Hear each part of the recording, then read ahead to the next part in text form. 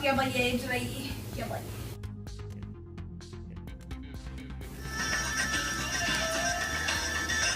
que vous venez de voir, c'est un Vine, des sketchs de quelques secondes que les internautes partagent sur la plateforme du même nom. Ce format rencontre un vrai succès auprès de nombreux humoristes originaires de pays du monde arabe. Ils se sont regroupés dans une communauté florissante appelée Arab Vines. Beaucoup d'entre eux habitent aux États-Unis ou en Europe, comme Mahmoud Sharaf, un Libano-Marocain qui étudie à Paris. خي بيني وبينك مش مبين عليك حرامي بالمرة صراحة. عن جد؟ ايه في شي ناقص. طب خليك، وهلا انا مسؤول كبير بالحكومة. إذا هيك أوكي بيمشي الحال هدي حبيبي. Ce qui est bien avec Aravine, c'est qu'on a tous les pays en fait regroupés dans un seul domaine. Donc chacun il partage avec nous son humour et il nous montre une partie de sa culture sur Aravine et ça fait vraiment plaisir. First thing we're doing to get in the car. Wear the seatbelt. We're Arabs, you don't wear seatbelts. Put on the music. How normal people honk. How Arabs honk. On parle pas trop de religion en fait dans Aravine. Enfin, on évite tout ce qui est politique et religion parce que tout ce qui nous sépare en fait, on l'évite.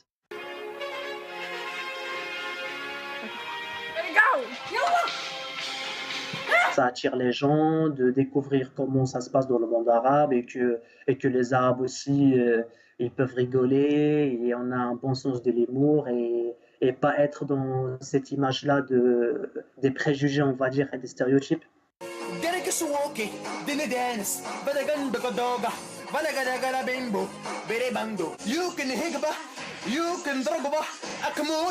شيل مايكل جاكسون. معلم نشرت حليم الليركس مايكل جاكسون عم يتعذب بقبره.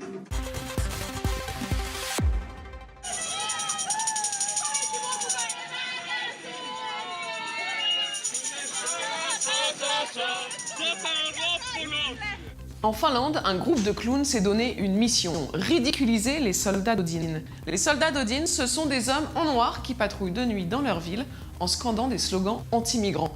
Avec nez rouge et perruque, deux de ces clowns racontent leur première mission, visiblement accomplie. On voulait amener des couleurs et de la joie dans les rues. On a fait du hula-hoop, on a chanté, on a joué à des jeux. Les soldats d'Odin étaient un peu bougons. Ils n'ont pas voulu jouer avec nous. Les passants applaudissaient et rigolaient. Mais je pense que c'est surtout les soldats d'Odin qui les faisaient rire. On a fait de notre mieux, mais ils restent les clowns les plus drôles de la ville.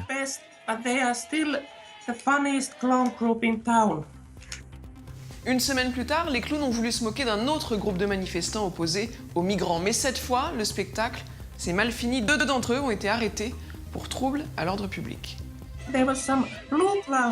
Il y avait des clowns bleus, et ils sont venus nous faire des câlins et nous arrêter.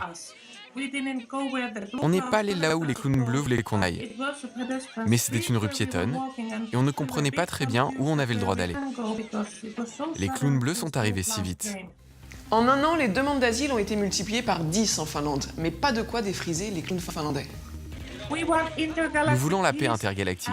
S'il y a des gens qui ont des soucis là où ils vivent, je pense qu'ils devraient se rendre dans un lieu sûr, comme ici.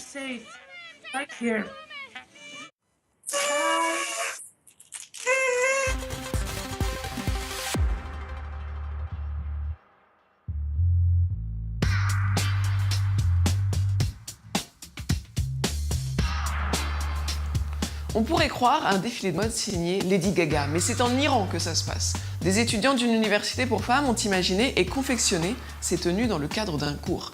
Les photos de leur défilé étaient censées rester privées, mais elles se sont retrouvées sur les réseaux sociaux, et c'est par là que le scandale est arrivé.